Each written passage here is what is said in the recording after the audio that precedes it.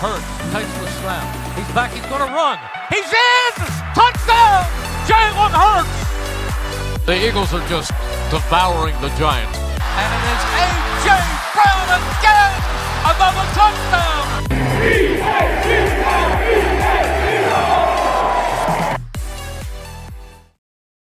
Welcome back to the Linc Lineup, and today is Mother's Day.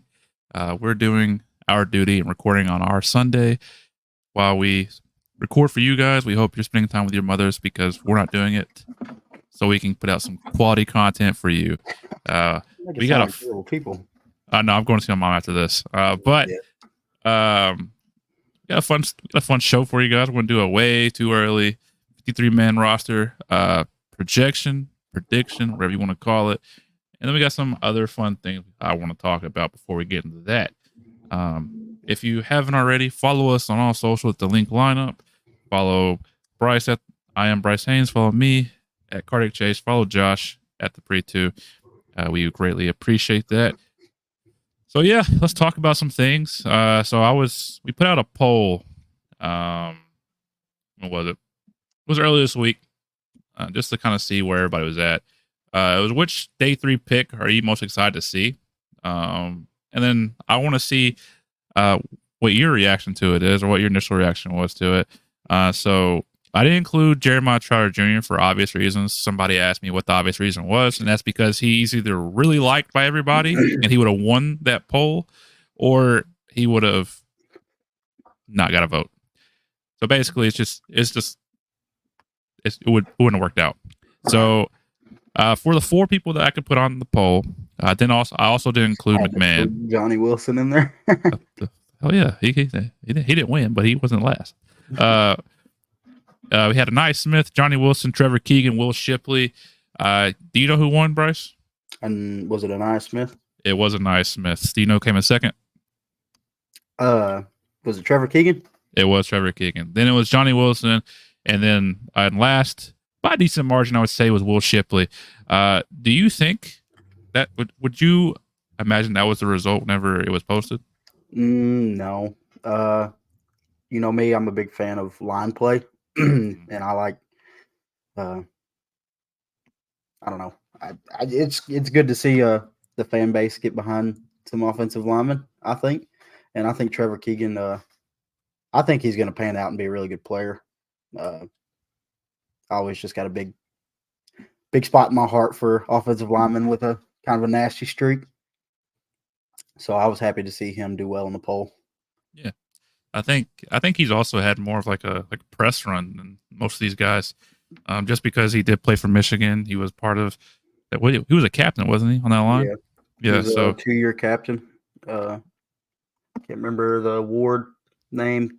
Yeah, we did it last time. It's the award for the best offensive line in the country. 2-time winner. Yeah. He was on, I forgot what the PHLY podcast. He did an interview on there, and he's like, all my life I grew up and I was always the best player at what I did. And then he's like, during the draft process, they were telling me I want to be a day 3 pick, and he's like, that hurt. So I imagine he's ready to go. Yeah, and like we said, guard is like the easiest one to do like a plug and play, or like you don't have to be the best at it. There are elite guard plays, but like the difference between like the 8th best guard in the NFL and like the 30th best guard is not that great. Maybe I went a little too far, but it's not that big of a difference. Right. But I'm excited for him. He wouldn't have got my vote. Obviously, we know where my vote goes in this poll. But Anais Smith winning, I think he's getting some hype built up around him. He is, and I mean that's where my second vote would have went. But most people are excited just because he's quick. He's quick, and if you watch some of his film, you see him in the open. Like you give him some open space with the ball in his hands. Absolutely, and I think he's going to be an exciting player. Johnny Wilson didn't come in last. I'm super happy about that. People see what I see. They see the vision.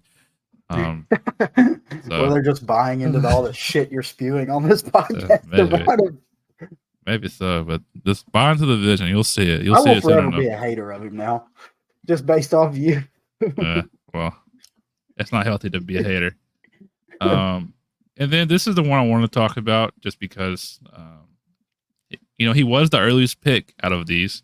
Will Shipley is like dead last. And the more I watch him, I don't know if we mentioned it, but I remember somebody said, I was watching his highlight tape and they're like, like highlight tapes are like where you're like, oh man, he's gonna be the greatest player in the world. And they were watching it and they're like, I wasn't even excited about it. It was like there was nothing on there that was exciting. Right. Like he's just a solid player. He's just a guy. But I think he's more of a guy than Kenneth Gainwell is. But I can definitely see why nobody's excited for Will Shipley. I hate it because he seems like a cool guy. He's the way he says Philadelphia is wrong. It's very wrong. Yeah. But I can't remember how he says it. It was like Philadelphia. Philadelphia. Yeah. I was like, there's not many ways to. There's no A in it. There's not an A in it right where the E is. That's how it's being said. People with weird accents and whatnot. So are you as low on Will Shipley as the poll may seem? No, I think he's going to be a solid player. What makes me think he's going to be a solid player is like there's not a lot bad with him. He's just there's nothing that's like off the charts with him. He's just really solid all around. And to me, that can beat out Kenny Gainwell because I think Kenny Gainwell's got some negatives to him. Buddy, I don't think Kenny runs through the tackles very well. I think Will Shipley could do that. He's got some decent size to him. What is he, like 6 foot, like 212, 215 around there probably. And I don't think he's a bad player at all. I think he's going to be solid. And I think he could, to me, he could end up with that RB2 spot before it's all said and done. Yeah, for anybody that plays the video game NBA 2K, Will Shipley is exactly what the game wants you to be. Good at many things, but not great at anything. Right. Unless you just want to sacrifice everything else. That's what he is. He's good. He's good at everything, but he's just not great.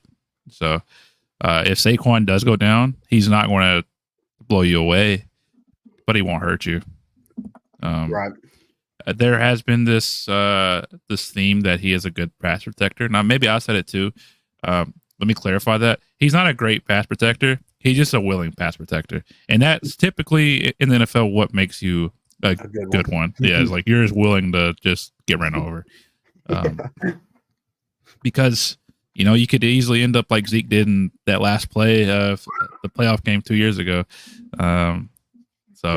You don't want that, especially with bigger, faster linebackers, and hell, even an edge rusher coming right down the middle right at you. What are you going to do? You got to eat it. Right. A linebacker coming free. Yeah. You brought up the Ezekiel Elliott thing. It made me think back to a video Wesley showed me a couple years ago. It's back when Cole Holcomb used to play on the Commanders. And, man, Cole Holcomb had a screaming, just a wide-open blitz. And Zeke had to step up. And Zeke got absolutely fucking steamrolled. Yeah. And it led to a Cole Holcomb sack. I mean, if you're not ready for it, you're going to. Yeah, Zeke was definitely not ready for it. He was like, I think he was thinking he was just going to come in and give him like a shot. No, Cole Holcomb just kind of ran straight through it. Yeah, but I mean, at the end of the day, you want somebody that will block for you. I mean, think about it. The Eagles might not have scored a touchdown in the NFC Championship game on defense if it wasn't for Ronald Darby, dying for all of our sins. He didn't block worth a shit, but I think it was who the running back was. I think so. Yeah. I mean, lit him up. He didn't block anything, but he got in the way and he allowed that thing to happen. And we will be forever in his debt. But yeah, there's that. I do want to ask you, do you think Jeremiah Trotter Jr. would have won this poll if we put him on there? Yeah, just based, like we've talked about it so much. people are buying into the name, a lot of it, and not really so much the player. And that's coming from us. We don't think he's a bad player, but he has his negatives just like anybody else. And but in this league, what makes a good linebacker is a lot of instinct and being a very smart player. That is one of his better strengths, actually. He's a very, very high IQ type linebacker. And like guys like Roquan Smith, he reminds me like Roquan Smith, I think is somewhat limited, like physically. He's not like the fastest guy in the world, but he's always like the smartest player on the field. I thought that about TJ Edwards too. TJ was very smart as a linebacker here. He's kind of limited athletically as well. So to me, that could be his. There's no telling what his ceiling could be, but like a baseline of where I would like to go with it would probably be TJ, or maybe trying to think like a guy like Tremaine Edmonds. Even though like their body types are completely different, Tremaine's probably 6'4", bigger guy, but Tremaine's also very smart. So that could be like the baseline with me. But yeah, I think he would have definitely won the poll. Yeah. I mean, we'd be happy with TJ Edwards, I think. Now, I will say I have seen something crazy. Somebody said he's the same size as Patrick Queen, so he might be like a Patrick Queen. He's not. Patrick Queen is very athletically gifted. Yeah. Where Junior isn't that athletically gifted. Right. Now, I appreciate the positivity and I appreciate the vision, but this one's not it. This isn't the Johnny Wilson vision that I have. That one can't come true. The knock could be like with Patrick Queen. Patrick Queen sometimes is in the wrong places where he's not supposed to be. And Junior has what that. Yeah. So I mean, there's positives and negatives with it. I'd like to compare it to Devin White a little bit. Devin White was coming into the league. He was very gifted athletically, still is. He's just dealt with some injuries over the last year or two. But Devin White's knock was like he can get lost into space sometimes. Sometimes he'll pick the wrong gap or be in the wrong spot in zone coverage, but he's got the athletic ability to make up for it. Where Jeremiah Trotter is limited athletically, but to me, Jeremiah Trotter could be the smartest player on the field on defense if he does step on the field. So, yeah, I know. I don't remember what I was listening to, but it's like, would you rather have a super athletically gifted linebacker that's all over the field, but in the wrong spot at the wrong time sometimes? Or would you rather have a guy that's going to be always in the right spot at the right time? And, maybe he gets beat a time or two, but he'll be there. Right. And he's a sheer tackler too, which helps. Like he doesn't miss a lot of tackles. As long as he stays on his feet, he does have this tendency of leaving his feet when he tries to make the tackle, and sometimes you lose power when you leave your feet. Right. But if he stops leaving his feet, he is a sure tackler. But like there is beauty in having both that super fast, freaky linebacker and then the slower, like beautiful chaos. Yeah, it is.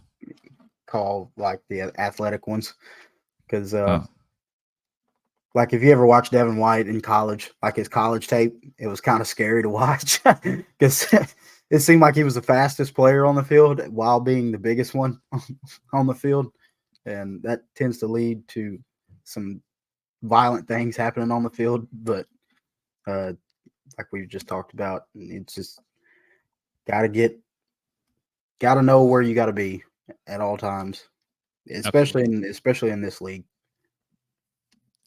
Absolutely. And so, since we're talking about the rookies, let's go ahead and talk about their the rookie numbers that were given out.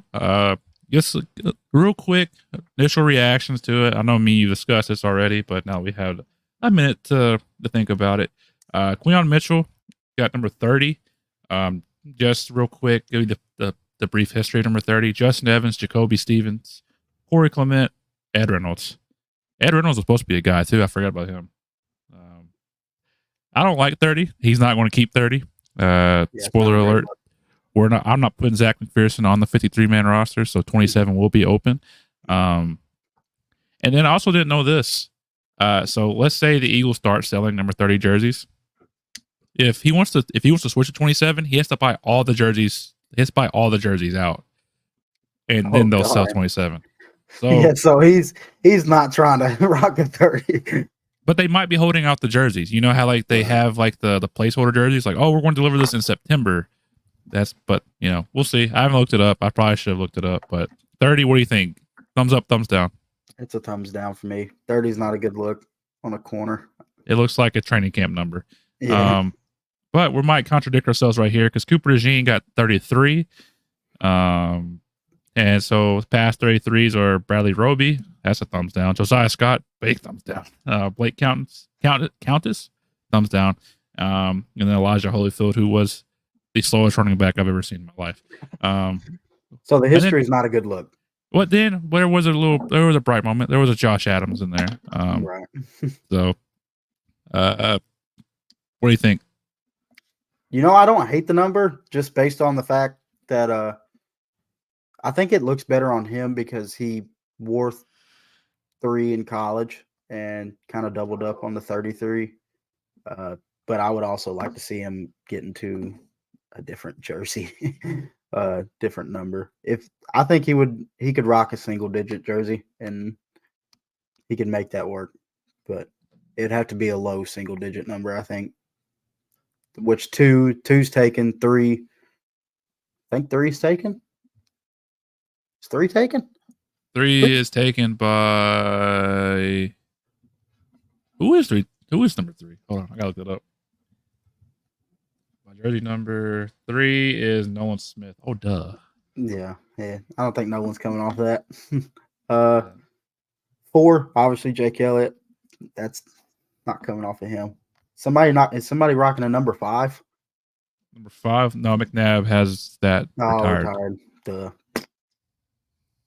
So 33 is probably going to be it. I don't mind it either. It definitely looks like a white boy number 2 at corner. So. But yeah, I don't mind it. 30. I mean, I wish 3 was available, but you know, we have Big Nolan, who's going to tear up the league this year. But number 1, untouchable, clearly. Yep. Wouldn't that be something though? A white corner rocking number 1. That'd be fitting. That'd be scary. That would be scary. I'll tell you what right. would be terrifying to see though. What would honestly just be funny in pregame, like pregame warm-ups. You know how players rock some multicolored visors. Mm-hmm. Cooper DeJean just comes out in like a jet black visor. He's like, okay, this is the hardest player I've ever seen in my life. The possibilities are endless with Cooper DeJean. So all the people that make like the edits and stuff, there's some ideas for you. Then we have Jalix Hunt, 58. He wore 13 in college, but Devontae Parker has that. Spoiler alert. I don't think he's making it either, but we'll see. Here's a history of the number 458. Kyron Johnson, not good. Jernard Avery, not good. LJ Fort, we should have kept him. Jordan Hicks, pretty good. Trent Cole, great. And then Ike Reese. Great. Pretty cool. I like 58. I like 58 as an edge rusher. Yeah, 58 as an edge rusher is pretty it's a good number, I think. Anything in the 50s to me is a good number for edge rushers. Except number 50. Yeah, besides 50. Yeah. 51 I don't really like. I think 52 and above is cool. Right. I'm trying to remember who had 51. That's a random name that's sticking in my head. Did Stephen Means have 51 at one time?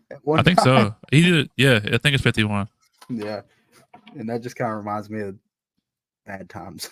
We try to keep him too. We tried. He played a little bit. But then we never let him see the field after that. So we both like Jalix Hunt. Next up, Will Shipley. He got 39. He wore number 1 in college. That's not going on your chest, buddy. I'm sorry about it, but he gets 39. History. I don't hate it. Here's the history of 39 with the Eagles. Eli Ricks last year.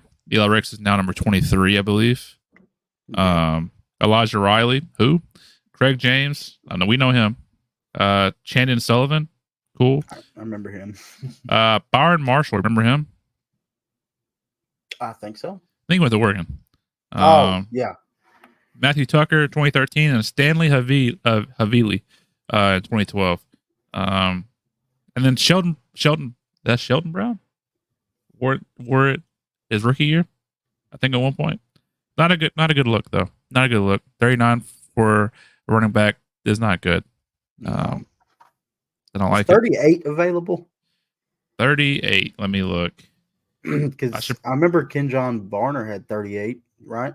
Yeah, that was cool. Yeah, that was a cool number. 38 is currently taken by Lou Nichols. Who? It'll be available if he wants it. That's basically what we're saying here. Don't like it, don't mind it, don't hate it, but don't like it. Right. Nice Smith gets 82, and if you remember the last time we had a Smith at wide receiver wearing number 82, we won it all. The past 82s were Devin Allen. That was a fun time, wasn't it? John Hightower, Richard Rodgers, Torrey Smith. You know, that's like a more recent list of folks. I don't hate it. Oh, Dick Rod kept bringing him Dick back Rod. for about 3-4 years. He was the most consistent tight end we had. Honesty. Never really played out here. Devin Allen, that was a cool experiment. But Torrey Smith is obviously the big one there. If he can be anything what Torrey Smith was on our run there, that's a good rookie year. Yeah, definitely. Definitely would be. He wore number 0 in college. Hey, that's not happening. But luckily, if you have a Torrey Smith jersey, I don't think many people. Oh, Bryce Huff. Yeah, Bryce Huff. I couldn't remember who's taking 0. That's an elite number for an edge rusher. 0? I think. Yeah, I think so. As long as you can move. I will say this though, because I feel like I wouldn't be an Eagles fan if I didn't say 82 was also worn by Mike Quick back in the 80s. All right, next one, pretty cool. Jeremiah Charr Jr., 54. It's an elite number. It's the elite number for what it is, what he is, and it's the story. I think single digits look cool on linebackers, but you got to be a fast, nasty linebacker. That's the only thing. Roquan Smith, we keep referring to him, but he wears 0, don't he? I believe so. And then Patrick Queen wore 0, or he wore single digits too. Yeah, it was 8. So yeah. It's a cool number. It's cool. I like it. I like it a lot because I feel like it'd be weird if I'll tell you my favorite number on a linebacker. I seen it last year in Tennessee with Azeez Al-Shaair. The number 2 on a linebacker. That's pretty good. That's pretty elite number. This is also like I don't want to call it a swag podcast, but it is. We'll call it drip now. We call it drip. So if your number is #drippy, we'll let you know. Next up is Trevor Keegan. He's wearing number 79. He wore 77 in college, but Matt Hennessy has that now. Here's some past 79s in Eagles history. Brendan Brooks, Tanner Hawkinson. Ooh. And then for a while there, Todd Harriman's. So elite. You're in good company there, pal. I like it. I think 79 is an awesome number. But I just think back to the time we had Brandon Brooks, and I think Brandon Brooks honestly was the most unappreciated player that we had on the Eagles roster there for a while. He was an all-around stud, one of my favorite Eagles ever. One of the probably more scary human beings I think I've ever seen in person. Just an all-around great player. Good human being, too. Dealt with some, I can't remember. It was like anxiety stuff. Some anxiety stuff. Him and Lane talked about it a lot. Big advocates for mental health and stuff like that. they bonded together, and that actually he said that him and like having Lane on his right side helped him continue to play whenever he felt the anxiousness come back. Right. And I was always a big fan of B. Brooks. So do that number justice, Trevor. Oh, yeah, definitely. Next up, how many more do we got? We got a couple more, I think. Then we'll talk about some notable veteran numbers. Johnny Wilson gets 89. He wore 14 in college. That's unfortunately not coming off soon. 89 is a horrific number for a wide receiver. See, in my opinion. Any number in the 80s anymore as a receiver, I don't like them anymore. I think they should all be like in the teens or single digit numbers, or I don't know. I've never been a huge fan of 80 numbers. Well, here's the thing. I think 81 is still cool just because it was TO. I think the only reason 89 has some tie to it, always been a big Steve Smith fan. I love Steve Smith, but he's like the complete opposite of Steve Smith. Yeah, so that's cool because that's Panthers history. Let's talk a little about Eagles history here. Jack Stoll, Hakeem Butler. I thought he was a basketball player. B.J. Cunningham from 2013.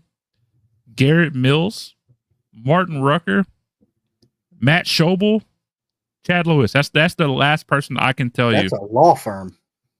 Everybody you just said belongs to a law firm. Chad Lewis is the Eagles legend. Other than that, Mike Ditka wore it back in 1968. Not a great number. Yep, that number's going to change though. I have a feeling it's going to change, especially when he makes the 53. You can't have your starting wide receiver wearing 89. It just can't happen. Last but not least, crazy, bro. Dylan McMahon. He wore 54 in college. That's unfortunately for him. Jeremiah Charles number. I'm sure he's okay giving it up. Number 63s in the past. Jack Driscoll, David Molk, Danny Watkins. And then if you want to have a good number, Hank Fraley wore that as well. It's cool. It's right. It's one number up than 62. Yeah, I know what they're trying to do there. Yeah. That one's cool. It is. Some notable veteran numbers. Rick Lovato changed his number from 45 to 49 because Devin White got 45. Eli Ricks went to 23. I don't think undrafted rookie or undrafted free agent should be picking any number, especially a premium number like 23. Sorry about it, bud. Isaiah Rodgers went to 34. Moro Jomo number actually for some reason he wore 34 in Indy, right? I think that's the reason it's kind of sticking to me. He's wore that number previous. Anybody else that can? Saquon we know is wearing 26. Here's wearing 0. Yeah, 0. That's elite. Kenny Pickett's wearing 7. That's whack. Coming from him, that is not a Kenny Pickett number. Vanilla Vic. Here is my maybe unpopular opinion on this. So I hate CJ GJ's number 8 selection. I don't think 8 looks great on a safety. Really? Yeah, I think 8 is an elite number in itself. No, not in football. I don't think. Really? Yeah. Close your eyes. Picture a wide receiver wearing number 8. Well, I mean that's an offensive side of the ball. What? Okay. Close your eyes. Picture a cornerback wearing number 8. I can see that. Who wears number 8? I don't know who wears number 8 off the top of my head, but I could see J.C. Horn. I think wears number 8, maybe. Fact check me. I'll fact check me. I'll fact check you right now. He does wear number 8. I was about to say. I thought he wore number 8. There's not many good 8s out there. I don't like it, but like I said, this is why I said it was an unpopular opinion because I don't like it at all. I gotta find out who else wears number 8. Well, you look that up. and I'll keep on talking. There are some ugly numbers that we have, but from what I can see, Will Greer won't be on the team. 16 will be available. And yeah, that's it. Jawan Bentley for the Patriots, linebacker. He wears number 8. Elijah Moore for the not Jets anymore, but the Browns. I think he still wears number 8. J.C. Horn wears 8. Kyle Pitts, he wears number 8, don't he? Yeah. See, come on, dog. There's good numbers out there. Go Kyle. But yeah, that's the numbers. So that's your analysis for this week's episode. I'm sure we'll dive into it later on whenever they're all official. But real quick, we're gonna take a short break and hear a word from Bet Online. Calling all sports fans. It's time to play at Bet Online, America's #1 website to back your favorite teams. We've got all the major sports covered at Bet Online. Football, baseball, basketball, hockey, MMA, golf, and tennis. With the earliest odds, best props and futures, as well as 24/7 customer support. If you love it, Bet Online has it. Join us and we'll treat you to a huge welcome offer. Sign up today at Bet Online. The game starts now.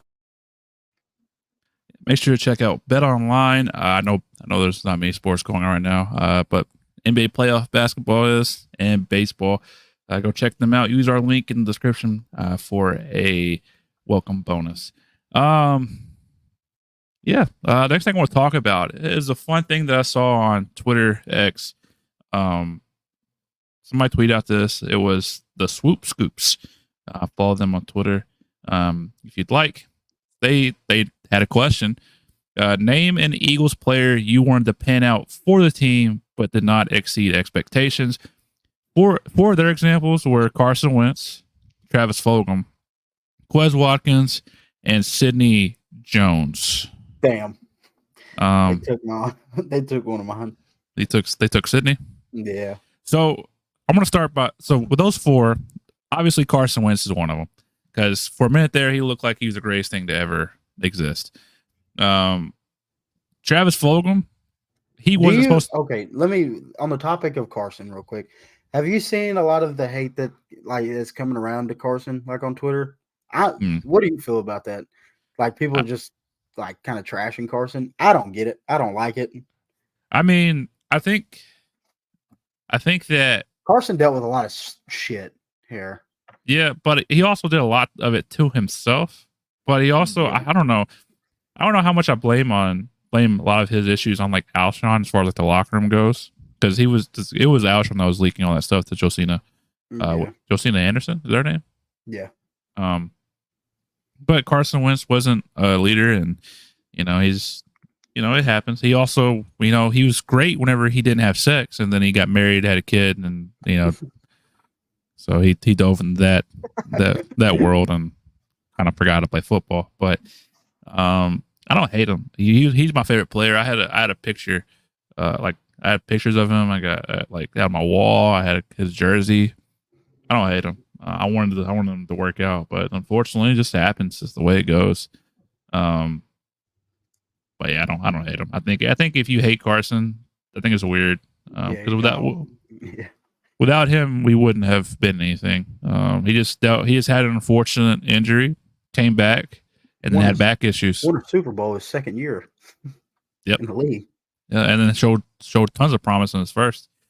And, you think back to that second season with the Eagles, all those crazy plays, like the Houdini escape from that pile of just bodies, and he comes out and scrambles for like 15 yards, running like a maniac. So I mean, but back to this list, Travis Fulgham, he wasn't supposed to be anything. So like nothing at all. He exceeded expectations that 4-week run. I wish he was it was like longer. the best receiver in the league for 4 weeks. Yeah, he COVID did something to him for that 4 weeks, and then something brought him back down. After this, I'm gonna have to go back and watch some Travis Fulgham 4-week highlights. The 2.5 long video, but it's worth it. Quez Watkins on this list, I think I had expectations that he'd be like that speed guy, but there's a lot of times where speed guys just don't work out in the NFL. I mean, Tyreek Hill is like the exception, and there's others obviously, but sometimes they just don't work out because they don't want to get hit because typically they're smaller guys. I hate Quez. I'm curious to see what with Xavier Worthy, how he works out. I hope he's good. I think he fell into the perfect scenario, though. I think he landed with the perfect team to turn speed guys into really good players. Yeah. And then last but not least on this list was Sidney Jones. I think that was my pick with Sidney. Yeah. It's because we drafted him in the second round, coming off that injury. But I mean, if you think back to it, he showed promise, and then he kept on getting hurt. Then my favorite memory was, I think somebody ran a go route, and then it was just an easy pitch and catch, and we're like, who's covering him?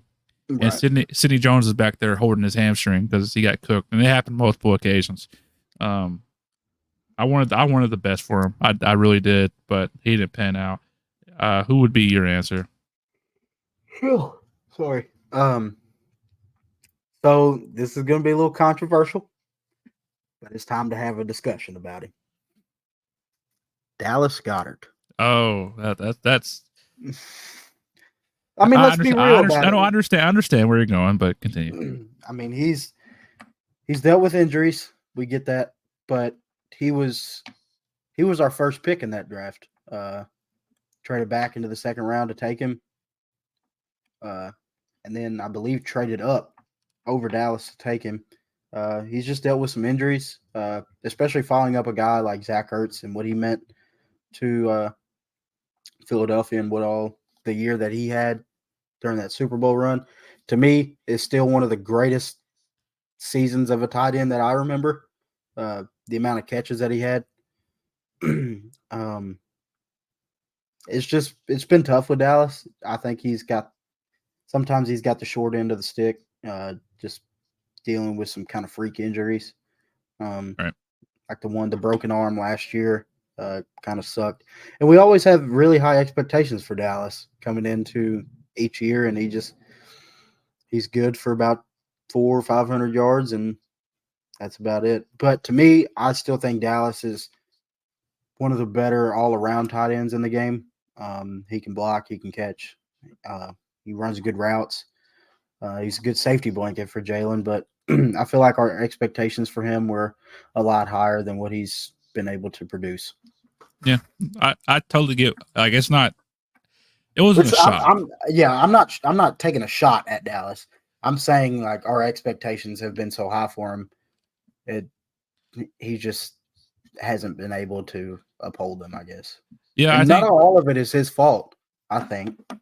I mean, the freak injury is definitely not his fault because, I mean, they could have all been both back-to-back years. I think his level on tackles. Of play, I think his level of play has kind of went down ever since our offense has evolved to being one of the better ones.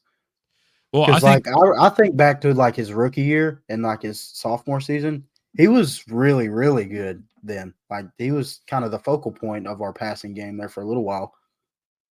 I think this year he'll have a better year. I think Kellen Moore's going to scheme up things that allow, because last year it was AJ, Devontae. That's all it was, and that's nice because they are two elite receivers. But I think we'll scheme up more like in the middle stuff, and it'll be easy reads, and Dallas Goedert will be able to catch the ball and run with it. And so like you look at the question like that, and that's why I was a shock, was like you're picking a player that's still currently on the Eagles and all that. I was thinking of somebody that wasn't on the Eagles. But here are some of the people that people have mentioned: Jalen Reagor and Quez Watkins. Jalen Reagor, I don't ever think that I thought he was going to be good. I don't think there was ever a time where I was like, yeah, this guy's going to be great. Because I remember we drafted him. I was like, who the fuck is that? And somebody said Kayvon Wallace. Kayvon Wallace's only disappointment was because we were like, he's going to be next Brian Dawkins. And then he bought into that. And, Nnamdi Asomugha and Dominic Rodgers-Cromartie, that secondary could have been nasty. Like free agents too? Yeah, it could be free agents. Oh, okay. Well, you can throw DeMarco Murray in there then. That was sad. Yeah. But I feel like expectations were he was coming from what then was the best offensive line in football. During then Dallas was a heavy running team, and his numbers looked really great. And I think his numbers were inflated just based on the scheme and the offensive line play that they had. But DeMarco wasn't great. Trying to think of some more free agents. There is a Jordan Matthews sighting in this comment section. I won't deal with that slander. I totally agree because he thought the same thing I did. That guy could have been Larry Fitzgerald. Didn't have elite speed, but he was a bigger body. And then Jordan Matthews dropped everything that he ever saw. Miles Sanders is on here. He made an appearance. Golden Tate. Totally good. Oh yeah, That could have been a little let down. Oh, Jannard Avery. Howie Roseman talked that fucking dude up like he was the next coming of, I don't know, Dwight Freeney or something. Yeah, that wasn't good. But everybody's saying Carson, a lot of Carsons. Yeah, I don't necessarily agree with it just because of the situation. I don't like it. Right. But speaking of Miles Sanders, this one's gonna be real quick. I think we all think that Miles Sanders is going to get cut from the Panthers. Would you, Bryce Haynes, would you like to see a Saquon Barkley, Miles Sanders reunion? And who wears number 26? It'd be Miles. No. It'd be Saquon. I forgot they both wore 26. I completely forgot about that. I thought maybe one. I thought they were like two numbers apart. I thought one was like 24, the other one was 26 for some reason in my head. But it'd be Saquon. Saquon would rock 26. I'm curious. I'm trying to remember what Miles wore in college behind Saquon. I'll look it up. I can't remember if it was a single-digit number or not, but just me being me, Chase doesn't like Miles. Chase never really liked Miles. Nope. I was always a fan of Miles. I liked Booby. I liked him a lot. I was stupid excited when they drafted him. He wore number 24, by the way. Okay, 24. Who wears 24 now? James Bradbury. Hey, that's going to become available. You would think. Howie, if I had a message to you, they're longtime best friends. College best friends. I'm pretty sure they were college roommates at one point in time. It was always a cool thought in my head of Miles and Saquon playing together again at some point. And I don't think it'd be a big deal. The numbers wouldn't be bad. And it gives you some kind of continuity there at the running back 2 position. Miles is getting a lot of shit for what he did in Carolina. I'm not standing for it, dog. That whole team was bad, though. That whole team was awful. That offensive line play was terrible. Miles was never going to be good in my eyes anywhere else besides here, just for the style of how he runs. He is an outside the tackles runner. He's not really much of an in between the tackles type runner. I've always been a big fan of Miles. I would love to see him back in Philly. There was a run I saw on Twitter this morning. I was like, man, that was a crazy run. I gotta find it real quick. Maybe I remember his longest. Wasn't his longest against the Saints in COVID? Hold on. It was like a 70-something yard touchdown. I'm gonna send this to the Linc Lineup Twitter. I'm gonna put it up on here. Maybe I don't remember, but I do remember this one because I was excited for it. Did you like Miles his rookie year? Because I feel like Miles had a good rookie year. Because he caught a lot of passes out of the backfield his rookie year. And I don't know what happened with that. It just turned into where he couldn't catch anymore. They just don't do it anymore. Here, I want to play this run for everybody. This is the Miles I do remember. Oh, I've seen this one today too. Yeah. I mean, look at that. He's going to get a first down and a lot more. Inside the He had a really good game that game because he had that pass catch in the back of the end zone too. This was the Greg Ward catch game, right? Yeah. Yeah. That was Yeah, that was a great Miles Sanders. I like Booby. I don't think he's a number one running back. I think he was during the time that he was here. Miles isn't even that old. He's not. I mean, he's younger than Saquon is. Right. So, Chase, would you hate it? We say? Would you hate it if they brought him back? As long as this man right here would go away. So perfect segue. Kenneth Gainwell had I guess was it his podcast or was it somebody else's podcast? I can't remember. It was somebody else's. Okay. So he was talking about the Eagles collapse. I'm gonna play this 1 minute clip real quick. For you guys, and then we'll talk about it. What do you think it was that caused that sudden change? I think it was a connection piece, I say teams like the Chiefs, bro, are like well connected, upstairs and downstairs, front office and the locker room. Like everybody's connected. When you got that connection piece, bro, everything just clicked. When, you got guys that's not talking to each other, then, you never know what's going on, So like if we all sit down and talk to each other and find out what's going on, or we find out what we need to do on the field to, get this thing going, then, we'll be good. Because if we play real hard at the beginning of the season, we need to continue to play hard at the end of the season, because at the end of the season would really matter. That's what really matters. That would really matter, because when we get to the playoffs, if we're not playing good and we still got our head down because we just lost 5 games, what you think we're going to do in the playoffs? All right. So there's that. So Kenny got a lot of hate for that on Twitter. I don't think that was his fault, though. I mean, obviously, he was asked a question and he answered it somewhat truthfully. And I don't think he said anything bad. He pretty much said what we all knew what was going on, really. We all knew during the season that something was not right.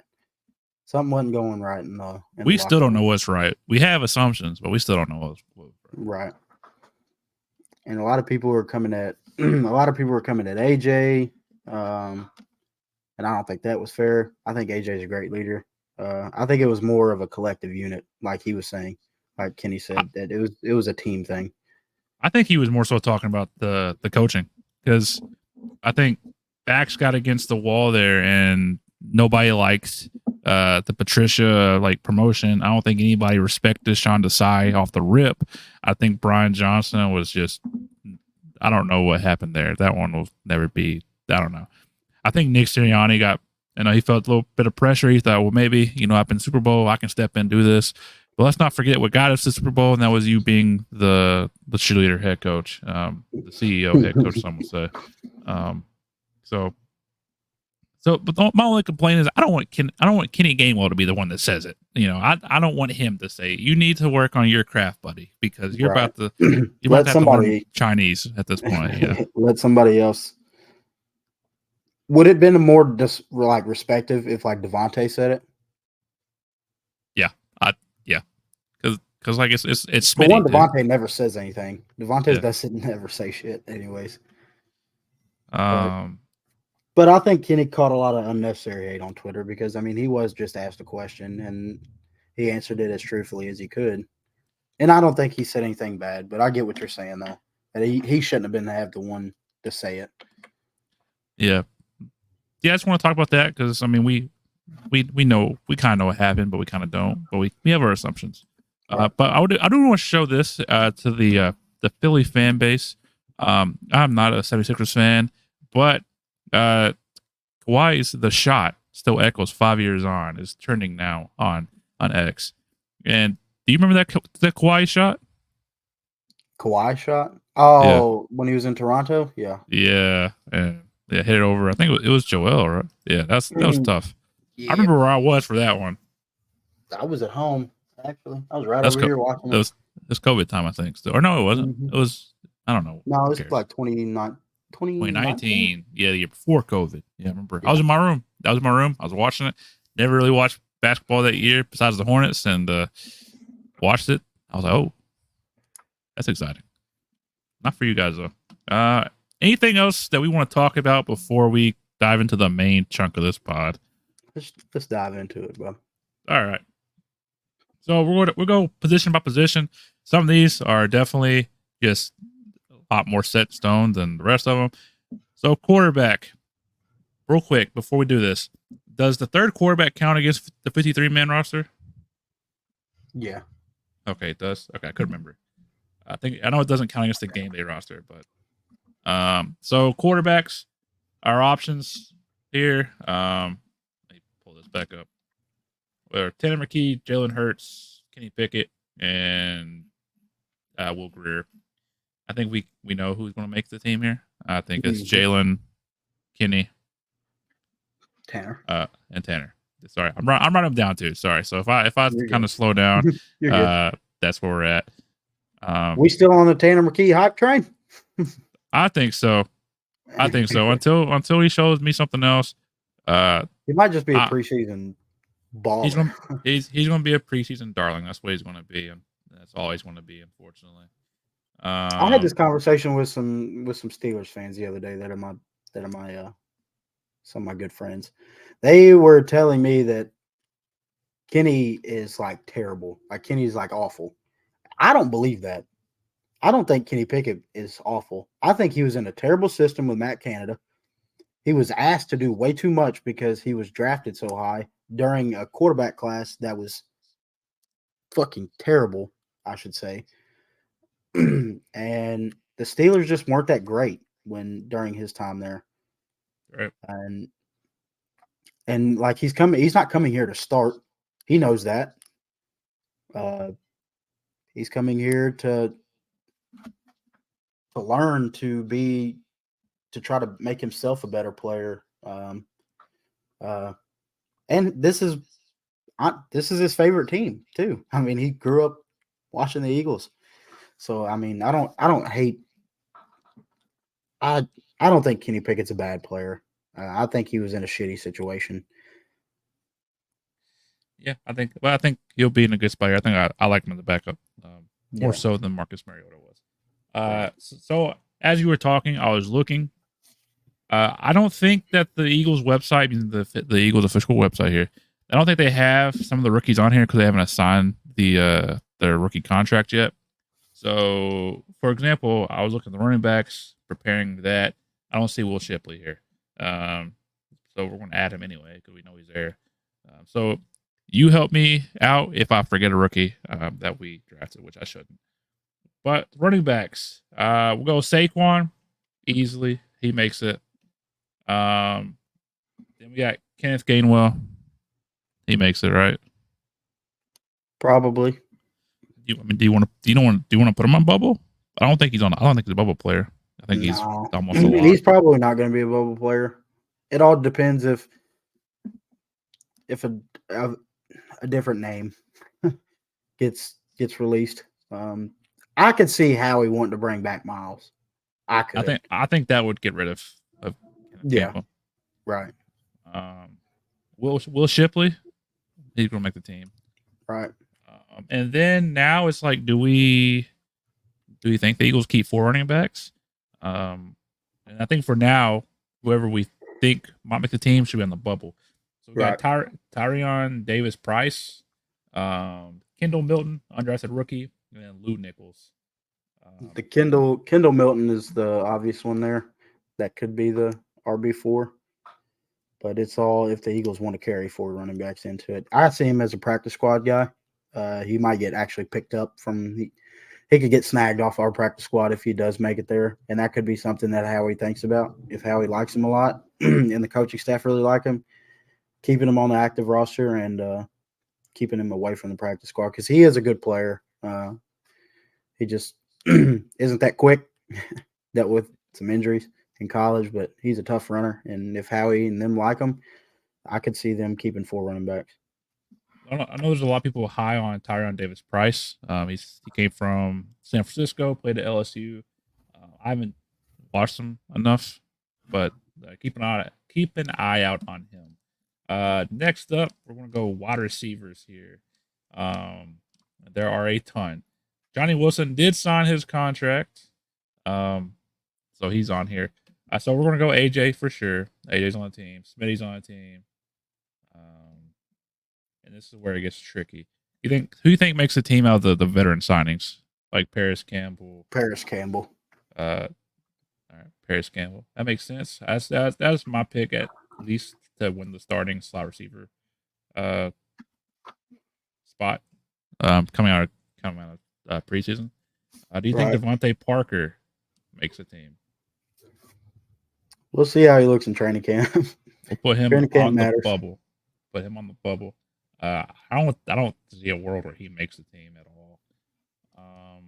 Especially with zero guaranteed money. Yeah. Austin Watkins Jr. Never heard of him. Joseph Ngata, probably a practice squad guy. Jacob Harris, we're number 46, going into camp. That's not a good look, pal. 6'5" though. We got 2 6'5" guys. Shaquan Davis, we're number 47 at wide receiver. Not a good look, but you are 6'5", 215. Britton Covey is an interesting one, probably the biggest mystery going into training camp.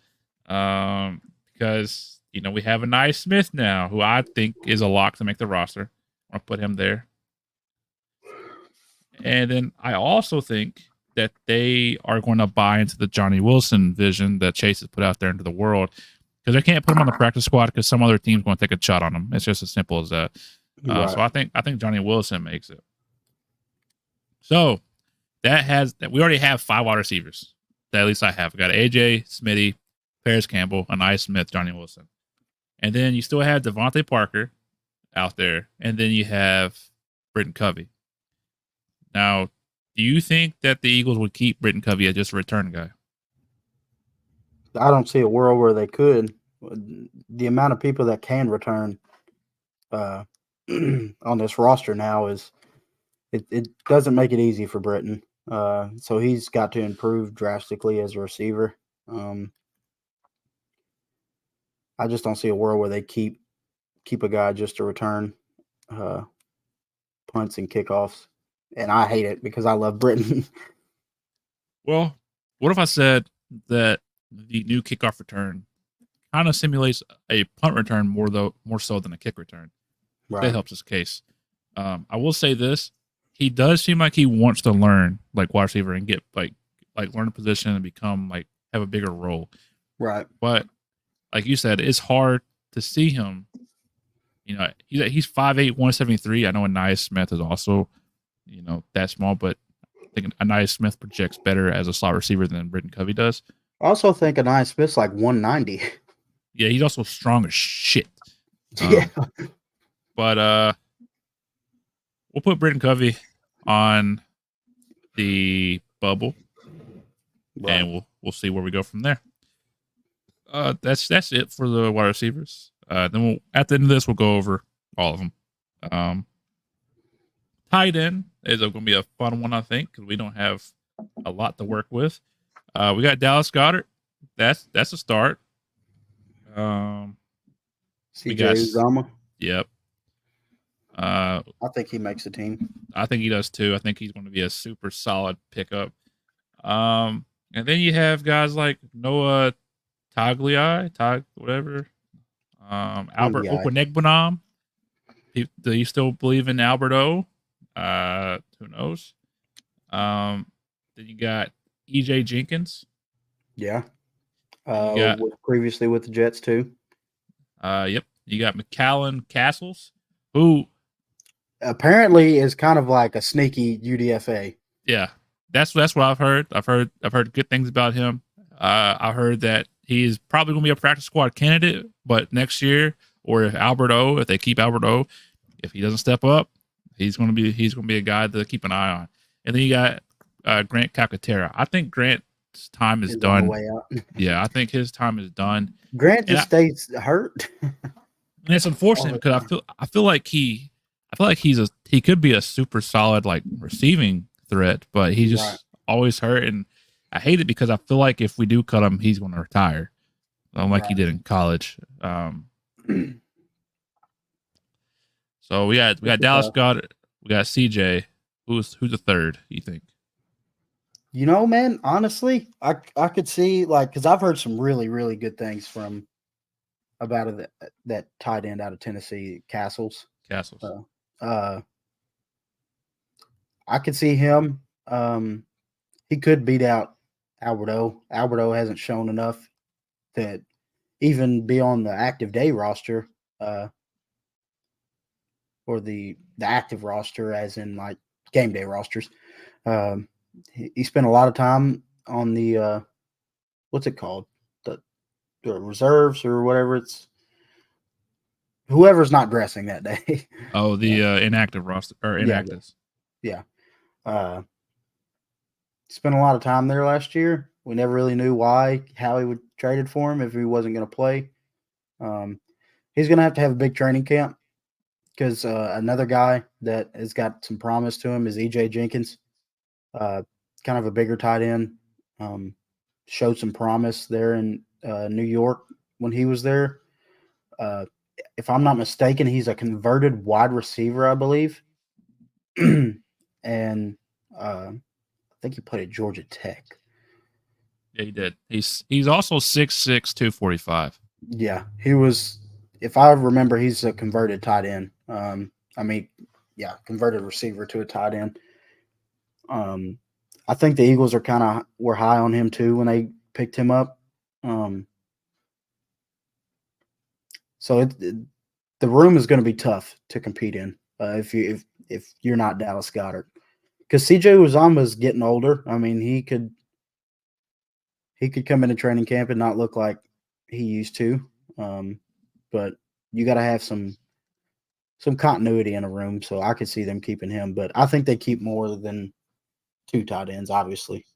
Yeah. So for this exercise, I'll put all 4 of the guys we mentioned, even Grant Calcaterra, on the bubble, and then we'll come back to it at the end.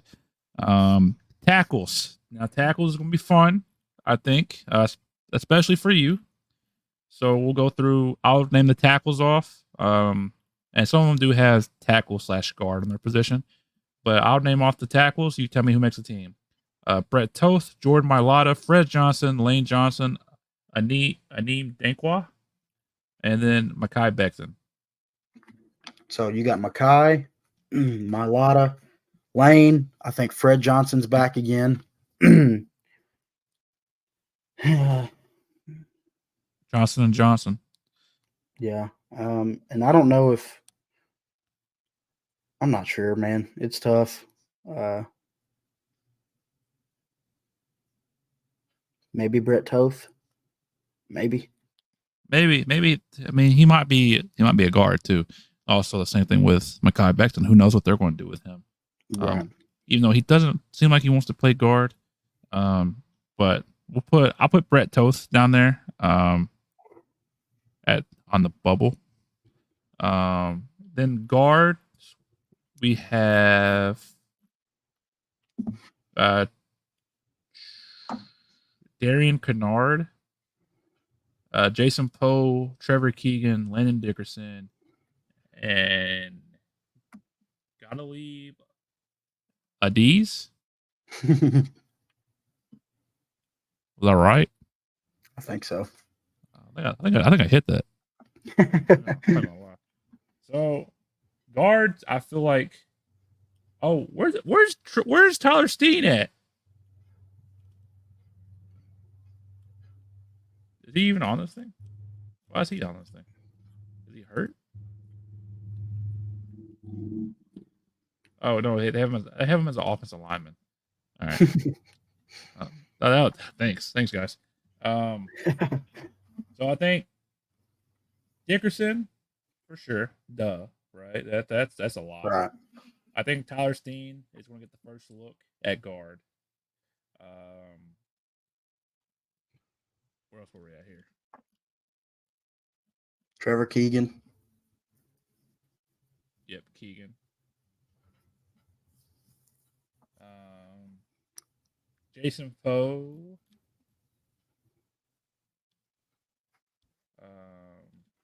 don't know anything about him. Darian Kennard. He played at Kentucky. Yeah. He was one of the first guys we picked up, I think, right? Mm-hmm. What do you think? I don't know. I think they keep 4. It'll be Landon, Steen, Keegan, and maybe one of the UDFA guys. Well, there's also this thing with Hennessy as well, because Matt Hennessy too. Duh. but he's classified as a center, but we also drafted Dylan McMahon, so Right. we'll see. So they have. So we'll skip the center. We got Cam Jurgens. We got Dylan McMahon. You think he makes the team?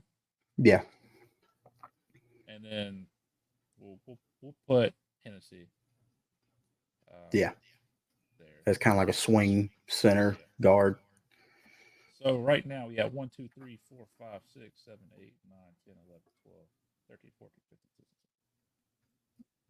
We got 23 people on offense so far. All right, let's move to your favorite position, or at least my favorite position on defense. We'll go with edge. I don't think the Eagles website has the word edge on it, so we're gonna have to do some bouncing back and forth. So Josh Sweat. Yep. Lock. Bryce Huff. Lock. Also a lock. Teron Jackson. Probably not. BG makes a team. Lock. Hold on. BG. Then we're looking at Nolan Smith. Lock. That's it for DMs on here, so we got to go to the linebackers. Jalix Hunt. Yeah, I'm moving the linebackers. Jalix Hunt. Do you think he makes a team? Yeah, he has to make a team. Yeah. They can't explode the practice squad. Who else? We got. They want to do Zach. They want to play Zach, or Zach Barn can play like edge rusher. He's kind of like a Swiss Army knife on the defense. Yeah, but that's it, right? Who else we draft? We didn't draft another edge rusher. So right now we got Josh Sweat, Bryce Huff. I almost said Josh Huff. I was like, I had a brain fart there. Especially after Josh Sweat. So Josh Sweat, Bryce Huff, BG, Nolan Smith, Jalix Hunt. That's solid. That's solid. We're doing good. D tackles, the big boys. Let the big dogs eat. Big Milt makes a team. Yes. Jordan Davis makes a team. Jalen Carter, probably a starter. Yep. Fletcher Cox, retired. Bye, buddy. We got Thomas Booker. No. We got Gabe Hall, the Yes. UDFA. We got PJ Mustuffer. No. We got Moro Ajomo, and we got Marlon Tui. Yeah, Tui. We'll call him Tui. So I got Milt Davis. I got Big Milt, Jordan Davis, Jalen Carter. Who else do you got?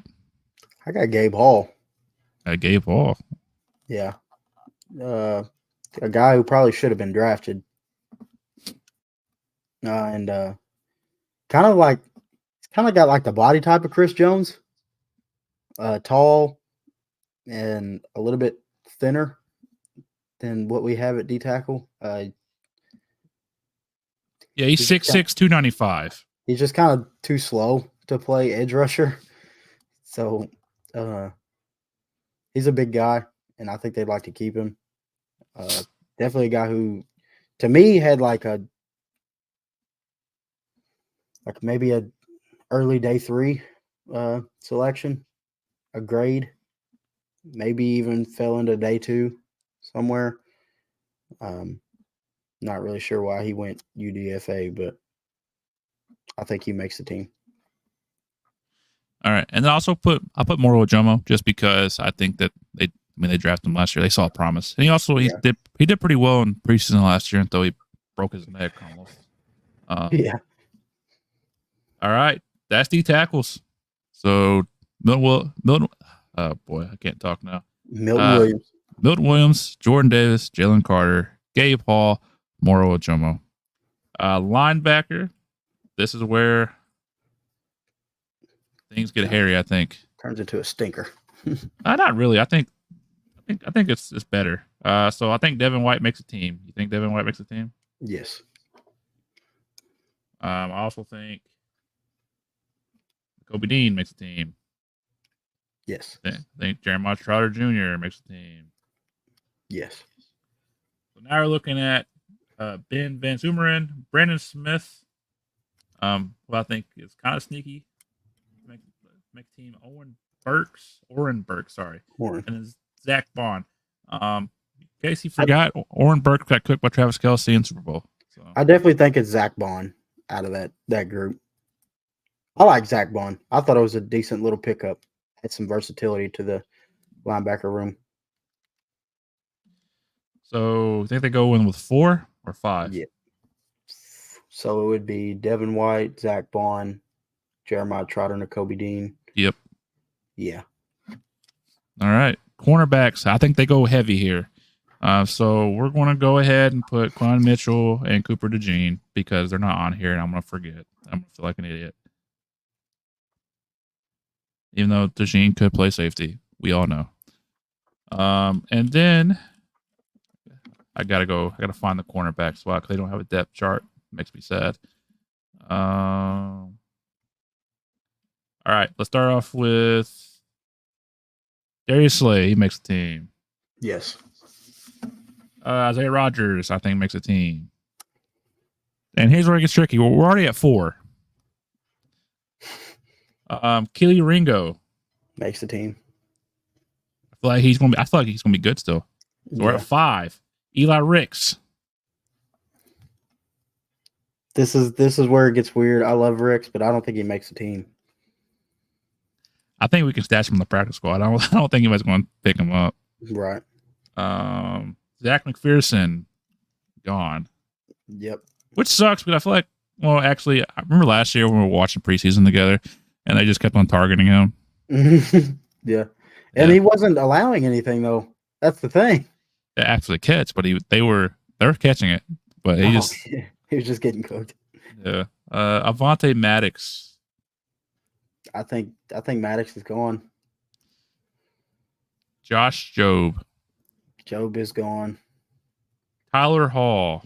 That's the one I think makes the team. I think Tyler Hall's got a lot of promise. Mario Goodrich. No. Hell no. Mekhi Garner. No. And then James Bradbury. No. All right. So you're going with 1, 2, 3, 4, 5, 6. Yeah. All right. Also, LaRaven Clark is on the injury reserve. Yes. Already somehow. Yeah, they just need space. Safety. Safeties. Boy, oh boy. I hate this website sometimes. I wish they could just give me a depth chart. Andre Sam.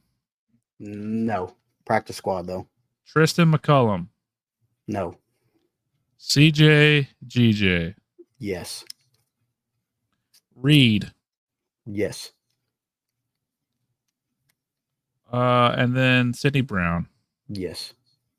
Am I missing somebody? I feel like I'm missing somebody. No. I don't think so. Are you going with 3 safeties?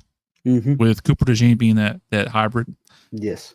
Punter, Braden Mann. Yes. Kicker. I'd like to see them bring in some training camp competition for him, though. Yeah, I mean, he's going to win it, but, it's always nice to have competition. Yeah.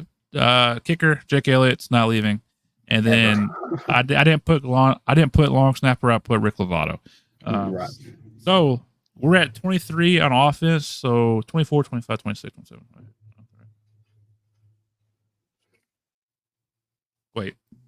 23, 24, 25, 26, 27, 28, 29, 30, 31, 32, 33, 34, 35, 36, 37, 38, 39, 40, 41, 42, 43, 44, 45, 46, 47, 48. We're at 49 people. Oh. We got 4 more to go. So here are some notable bubble players that I put on there. We do gotta fill in the tight end spot. So out of Albert O, Castles, Calcaterra, and Jenkins, who do you want to put on the tight end? Just for shits and giggles, we'll go Goddard, Uzama.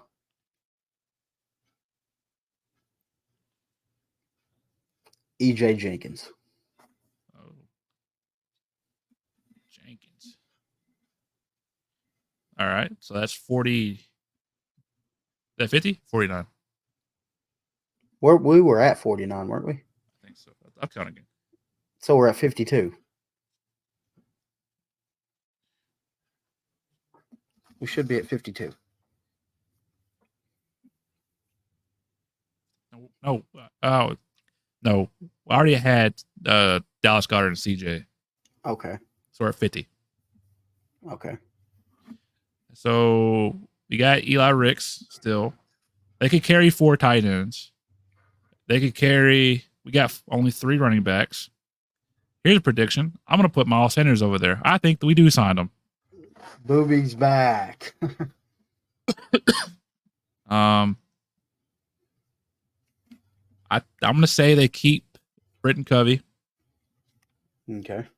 So that puts us at 52. Yeah, 51, 52. And then 53, the last spot.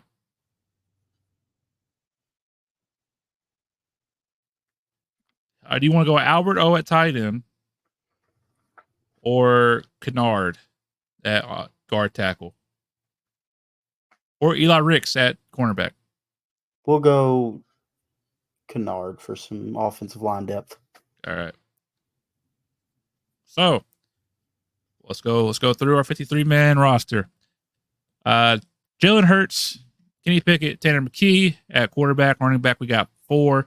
Saquon Barkley, Kenneth Gainwell, Will Shipley, and a surprise appearance from Miles Sanders. Wide receiver, we got A.J. Brown, Devontae Smith, Paris Campbell, Anai Smith, Johnny Wilson, Britton Covey. Tight end, we got Dallas Goedert, C.J. Uzama, and then what's his name? Jenkins? I forgot his first name. EJ. I don't know why. Tackle, we got Mekhi Becton, Lane Johnson, Fred Johnson, Jordan Mailata.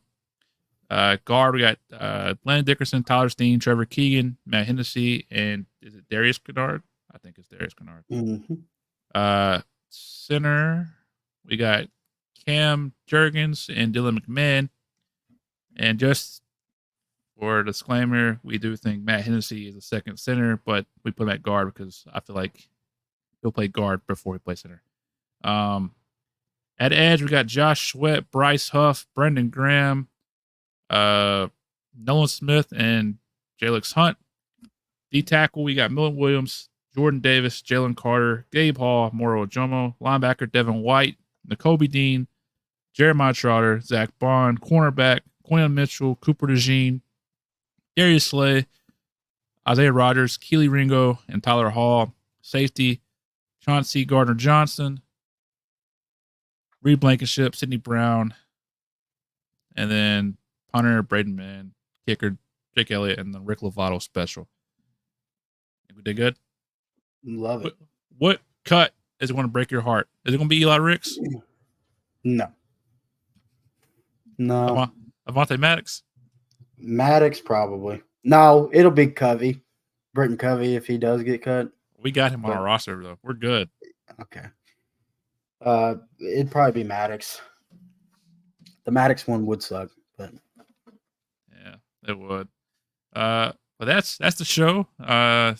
Definitely the website that I'm using didn't make it easy, but that's our 53-man roster prediction for we're in May still, so yeah, a long time.